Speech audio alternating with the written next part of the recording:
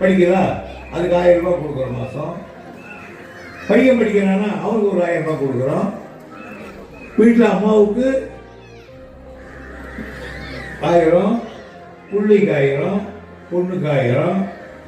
Election வந்தா அதான் தெரியாது எனக்கு.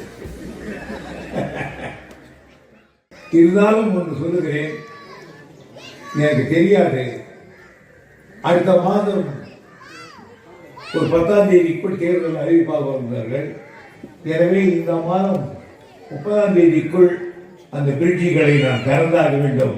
அதற்குள்ளாக நீங்கள் சீர்படுத்தி தர வேண்டும் என்று அவரை பணிகொண்டு கேட்டுக்கொள்கிறேன்.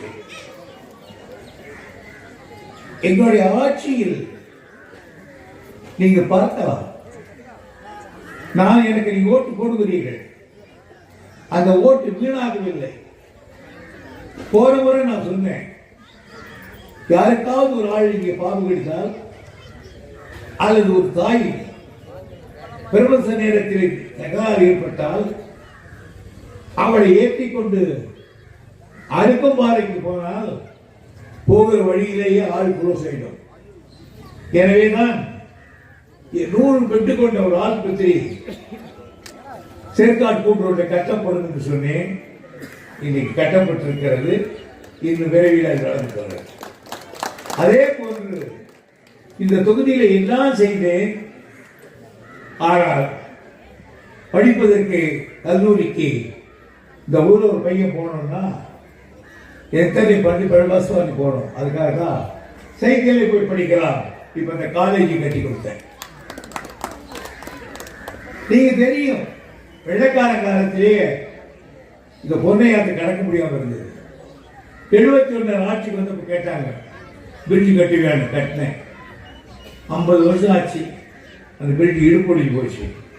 உடனே 48 கோடி ரூபாயில அந்த பிரிட்ஜ் அங்க கட்டி கொடுத்தேன். ஆக இங்க ரோடெல்லாம் பாத்தீங்கன்னா ஒரு காலத்தில் போய் சொல்லிட்டு இருக்கோம், நீங்க ட்ரங்க் ரோடு மாதிரி போட்டுருக்கிறேன், அது துரைமுருகனுடைய கைகள் இல்லையா? ஆக மக்களுக்கு என்ன வேண்டும் என்று கேட்டு கேட்டு செய்கிற ஆட்சி தலைவர்களுடைய ஆட்சி. நீங்க கேட்டீங்களா எங்களுக்கு பெரிய பஸ் போகணும்னு? ஊர் பஸ் வச்சீங்கன்னா நீங்க உட்காந்துக்கிறீங்க. அங்க பயந்துட்டு 800 போகணும்னு கூட கேட்கறது இல்லை. கேட்டான்னு வச்சுக்கோ, 800 நீ போற இந்த பஸ் 800 போகுது, இந்த பஸ் குடியாத்துக்கு போகுது, குடு காசா பணமா கொடு. நீங்க கேட்டீங்களா குடும்பத்துக்கு 1000 ரூபாய் இருந்தாதான் குடும்பம் நடத்த முடியும் கேட்டீங்களா? ஸ்டாலினா கொடுக்கலையா? எதுக்கு அடிக்கல உருக்கடிக்கல அப்படின்னு சொன்னாங்க.